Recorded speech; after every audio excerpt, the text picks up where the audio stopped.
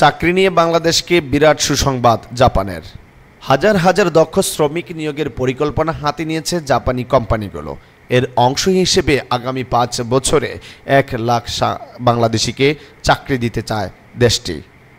বৃহস্পতিবার জাপানের টোকিওতে এক সেমিনারে এ তথ্য জানিয়েছে জাপানের ন্যাশনাল বিজনেস সাপোর্ট কম্বাইন্ড কোঅপারেটিভসের চেয়ারম্যান মিকিও কাসাগায়ামা। একই দিনে নিজের ভেরিফাইড ফেসবুক পেজে দেওয়া এক পোস্টে বিষয়টি নিশ্চিত করেছেন প্রধান উপদেষ্টার প্রেস সচিব শফিকুল আলম।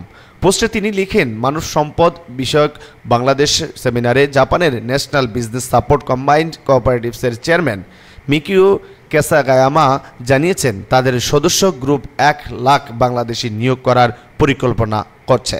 আগামী 5 বছরের মধ্যে এই পরিমাণ লোকবল নিয়োগ দিবেন তারা।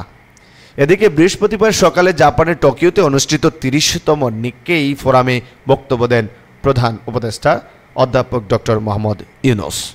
সেখানে তিনি বলেন, আমরা এমন একটি অবাধ, সুষ্ঠু, গ্রহণযোগ্য ও অংশগ্রহণমূলক সাধারণ নির্বাচনের প্রস্তুতি নিচ্ছি যা ন্যায় বিচার, সমতা, স্বাধীনতা এবং মানুষের মর্যাদা নিশ্চিত করবে।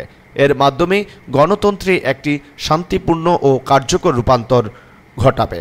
বর্তমান অস্থির বৈষয়িক প্রেক্ষাপটে জনগণের ক্ষমতায়ন এবং তৃণমূল পর্যায়ের নেতৃত্ব আগের যে কোনো সময়ের চেয়ে অনেক বেশি গুরুত্ব পেয়েছে।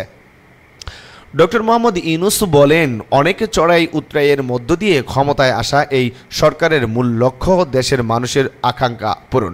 এই সময় রোহিঙ্গা সংকটে বাংলাদেশের মানবিক ভূমিকা এবং জাতিসংঘ শান্তি রক্ষায় সক্রিয় অংশগ্রহণের কথাও তুলে ধরেন প্রধান উপদেষ্টা।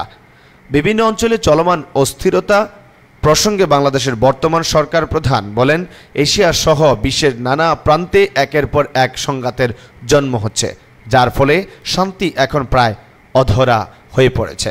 ইউক্রেন, গাজা এবং দক্ষিণ পূর্ব এশিয়ার বিভিন্ন দেশে যুদ্ধ ও মানবসৃষ্ট সংকটে হাজারো মানুষ তাদের জীবন ও জীবিকা হারাচ্ছে।